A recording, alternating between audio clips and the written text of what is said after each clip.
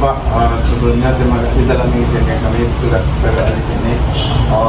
Saya rekan saya ingin bertanya beberapa hal kepada Bapak yang akan ditanyakan oleh Maria.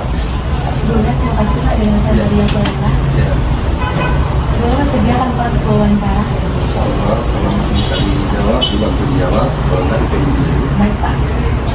Untuk pertanyaan pertama Pak, bolehkah Bapak menjelaskan bagaimana proses perencanaan kebutuhan SDM yang dilakukan di Pertamina SPBU ini Pak? Rekrutmen atau penemuan kebutuhan itu sesuai dengan jadwal kerja yang ada di SPBU. Jadi kalau di kami ini ada 2 shift pagi jam 5.30 sampai jam 2 sampai jam 9.30 malam. Jadi dalam satu shift itu ada 4 orang. Jadi kalau 4 berarti 8. Jadi 8 orang. Jadi karyawan kami kurang lebih ada 10 orang untuk operator dan 1 orang untuk security dan 1 orang untuk tenaga cleaning service. Jadi jumlahnya 12.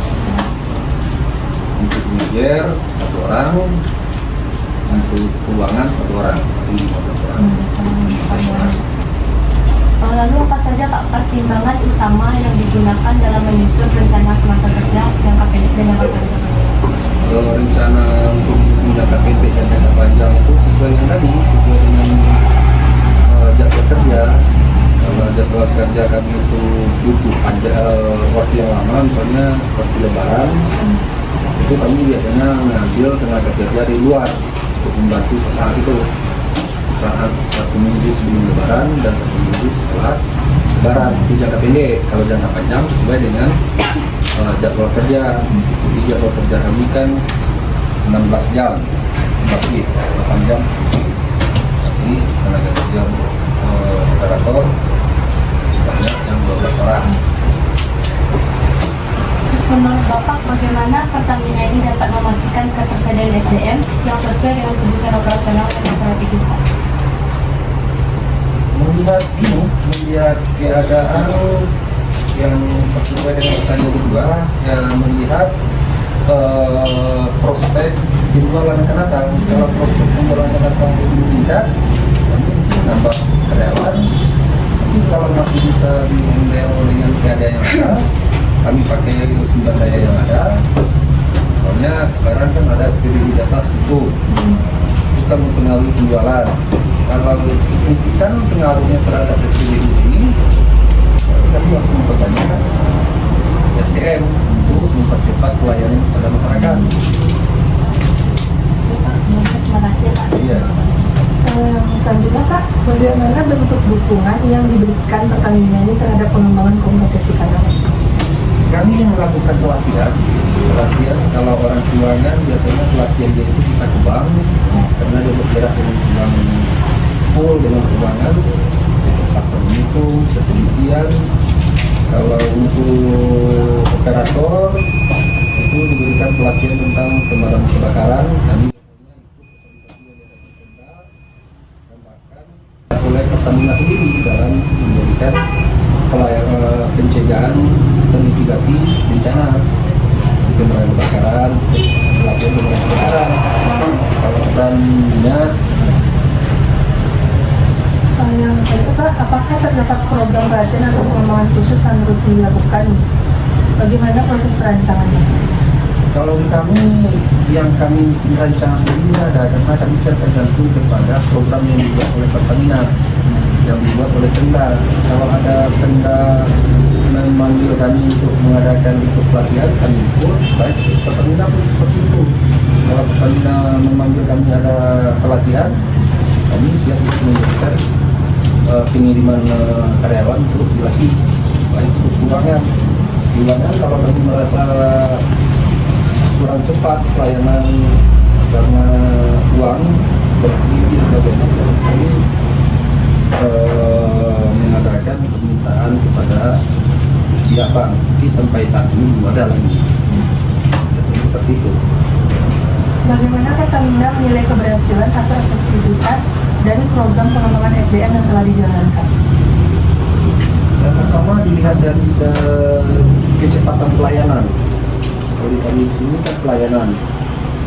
Kalau dikatakan kami berhasil efektif dari pelayanan, kecepatannya dilihat.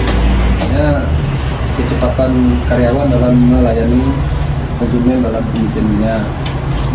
Berapa lama dia, apakah dia bisa nggak main dengan dua nozzle atau dua pompa seperti itu. Hanya kalau untuk pelatihan itu biasanya belum ada rekrutmen, kami adakan pelatihan di tempat lain dulu atau di sini ada magang seperti itu.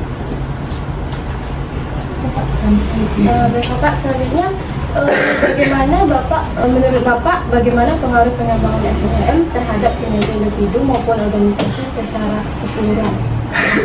Pengembangan SDM sini bagus sekali terhadap gini, bukan pengaruh pengembangan SDM terhadap pelayanan.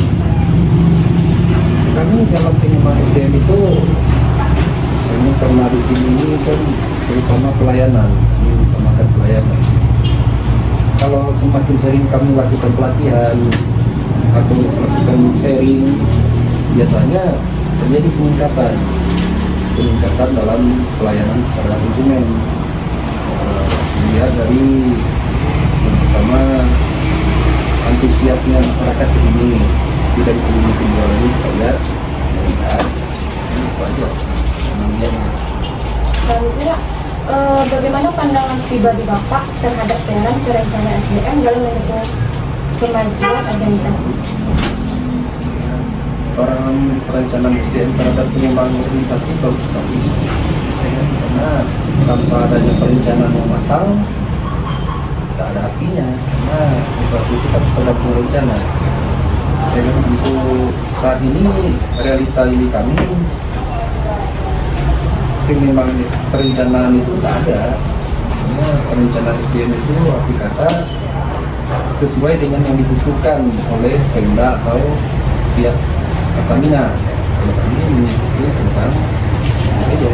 Kalau untuk di sini karena dia lebih kepada apa itu hard skill daripada soft skill, paling mengingatkan karyawan tentang pentingnya pelayanan kepada masyarakat. Itu aja dalam briefing dan lain-lain. Jadi kami melakukan briefing kita 1 kali 1 bulan. Sampaikan aja kenapa ini. Kemudian dia akan melakukan perbaikan dan perbaikan. Dan adakah tantangan khusus yang dihadapi dalam proses pengembangan SDM? Bagaimana misalnya tersebut diatasi? Kalau tantangan pengembangan sumber daya itu ya namanya tantangan pasti, karena kebutuhan masyarakat itu kan lebih cepat daripada yang kita punya. Masyarakat apalagi langsung ke masyarakat. Jadi tantangan khususnya ya karyawan itu lebih responsif, lebih persuasif ya, dalam menerima keluhan masyarakat, dalam menerima kritikan masyarakat, dan menerima teguran masyarakat. Oke Pak, pertanyaan selanjutnya, apa harapan Bapak terhadap sistem perencanaan dan pengembangan SDM di masa depan?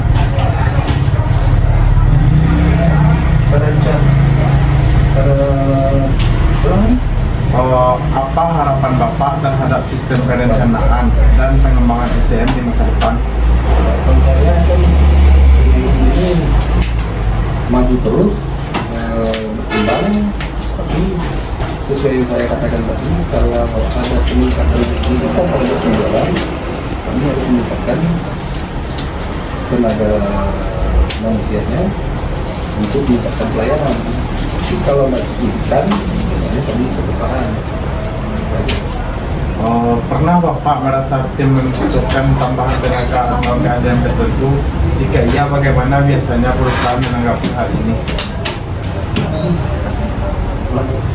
Pernah Bapak merasa tim membutuhkan tambahan tenaga kerja atau untuk keahlian tertentu? Jika iya, bagaimana biasanya perusahaan menanggapi hal itu?